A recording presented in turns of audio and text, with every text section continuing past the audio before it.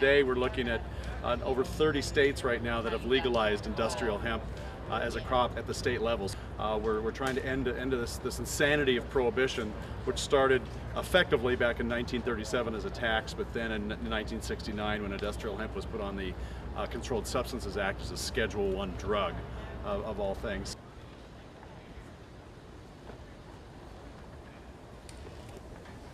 The flag that we just took down was made out of nylon. 95% of them are made in China. And probably the maintenance guys can answer this better than me, but they're probably replaced about every 3 to 5 years. So that means the symbol of our country is made cheap in another country and to be thrown away. This flag is 100% American made. The cotton that it is blended with came from a small biodynamic farmer in California. The indigo that was used to dye the blues came from North Carolina. The madder that was used to dye the red came from Missouri. It was hand-stitched in Kentucky.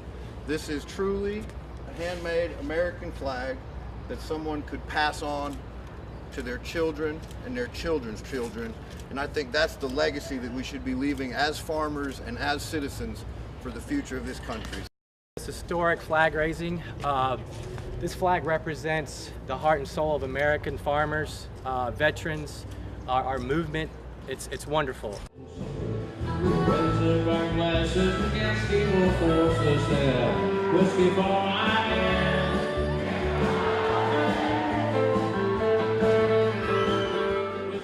Thomas Jefferson's home here. We got James Madison over here at City Hall.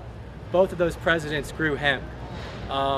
Thomas Jefferson said hemp, its first priority is the wealth and protection of this nation.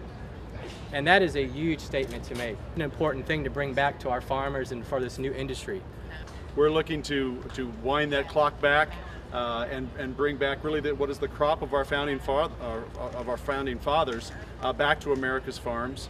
We know that we're never going to be secure as a nation if we aren't secure from energy, if we aren't secure with our food, and at the very basic components of that, if our farmers themselves aren't prosperous themselves, and that's something that Jefferson was really, he really had a strong ideals about and how we deal with our farming community. And we really see hemp as a way to transition back to a day when we have a lot of opportunities for our entrepreneurs in our rural communities that so desperately need these jobs, and a way to transition away from so many crops and systems that aren't nearly as beneficial to farmers in our marketplace as those that we can find in the industrial hemp world. We're doing this today with Willie Nelson concert because Willie has done so much for the family farmer, but we are going to present this flag to him later today.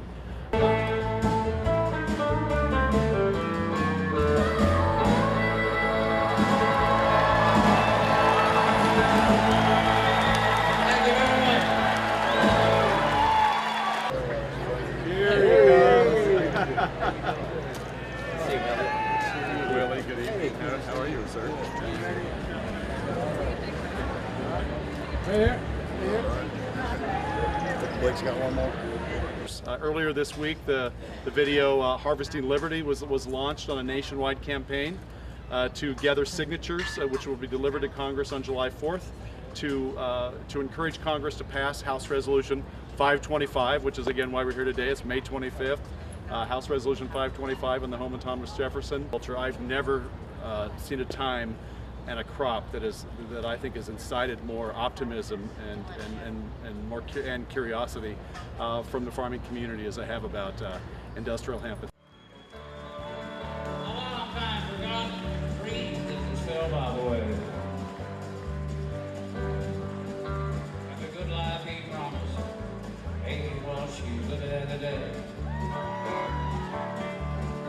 She never complains of the bad times or the bad things he's done.